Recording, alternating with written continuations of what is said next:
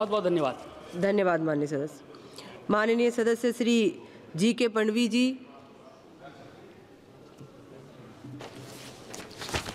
Thank you, Chairman Madam, for giving me the opportunity to speak on this extremely important and serious issue in the House.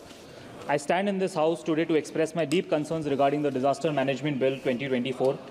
It is extremely necessary to examine its various aspects in detail and in an analytical sense.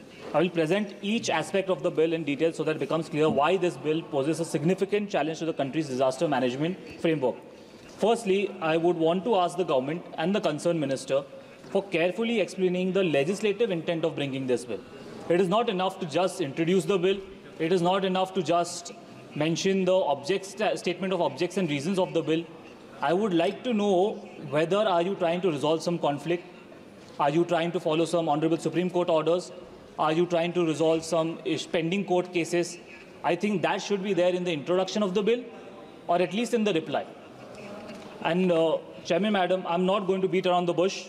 I'll straight away dive into the contents of the bill. In Section 2 of the Disaster Management Act 2005, they are trying to insert an explanation under subsection 1 clause D, which I'll read it out right now. For the removal of doubts, it is clarified that the expression man-made causes does not include any law and order related matter or situation, or any situation arising from law and order related matter or situation. I want to ask the government, why not? Why cannot a law or an order of the government be considered man-made cause of disaster? Is the government immune from responsibility? I would like to know the clarification from the concerned minister as well. Also, they have tried to mention man-made causes. They have defined disaster, but they have not defined man-made disaster.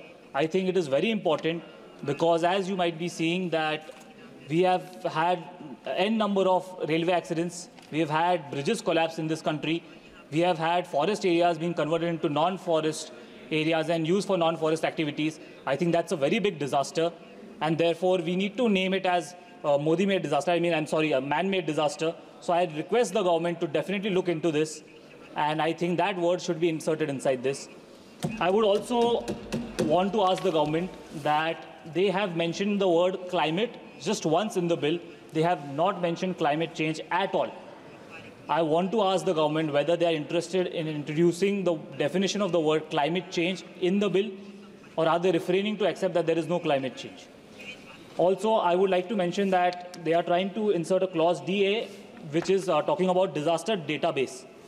I like the idea of introducing collecting data in this database, but in the definition of it, they have only mentioned that central government will give input. The government should know that the state government are also stakeholders. They should also be considered. They should also be asked what kind of statistics and data should be collected from the state government. So I would like another request from the government to give clarification regarding that.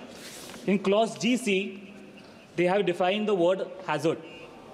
I do not see the requirement of defining the word hazard, because if there is a word called disaster, we are talking about Disaster Management Act. Why are they defining the word hazard? They are defining hazardous events. They are trying to define hazard-prone areas instead of disaster-prone areas. So I would request the government to clarify, why are they using the word? Are they using it interchangeably? That kind of clarification I would request from the government. Also, very important clause, that is a clause 36 of this bill, that claims that the word compensation be replaced with relief. I think it's completely wrong to replace the word with compensation to relief, because as I'm a lawyer, I know that compensation is recognized in consumer law, it is recognized in constitutional law as well as environmental law.